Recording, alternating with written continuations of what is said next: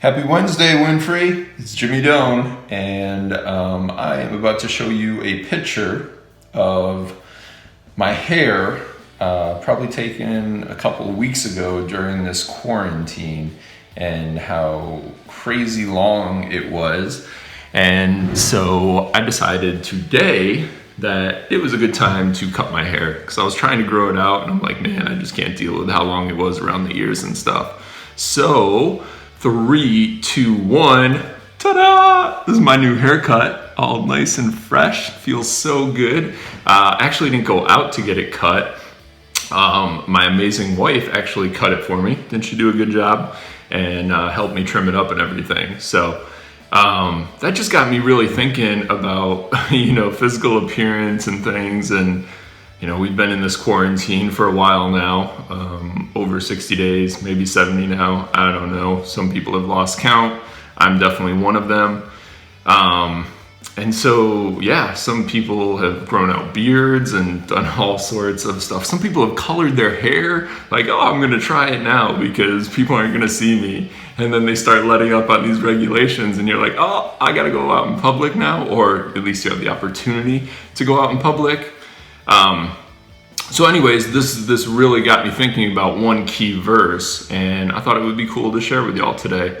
So the scripture that we're going to look at is found in the Old Testament, but here's just a little bit of background before we get into it. So the scripture is 1 Samuel 16, verse 7. We're going to read verse 6 as well, just to give it a little context. But so here's the deal.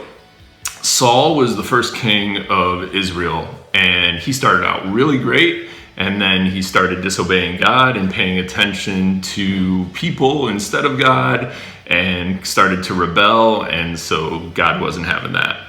And so God tells Samuel to go to Jesse's house to anoint a new king. Now, he doesn't really give him very many details other than to go there, bring an offering, and you'll know when you know. And doesn't give him any more information than that. So Saul goes and meets the sons, and he is enamored with Eliab, the firstborn son. He was big in stature and just looked like, I guess, what a king should look like. Height was a very important thing back then for whatever reason. King Saul was really tall himself, and so I guess Samuel just thought, oh, this guy has some physical features similar to Saul, so it must be him. And so this is God's response to that we're going to look at. So 1 Samuel 16, 6 and 7.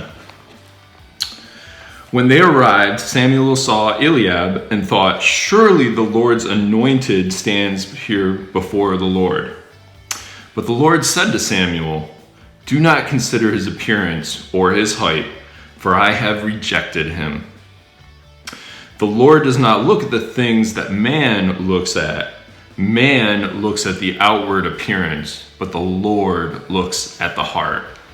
I'm sure you guys have heard that verse before, but I just thought, man, what a great time to really think about that. With everything that's been going on, let's face it, our society is obsessed with the outward appearance. When nail salons are closed and barbershops are closed and nail salons and hair salons are all closed, you got to do Zoom meetings where you have to look your best, at least from here on up.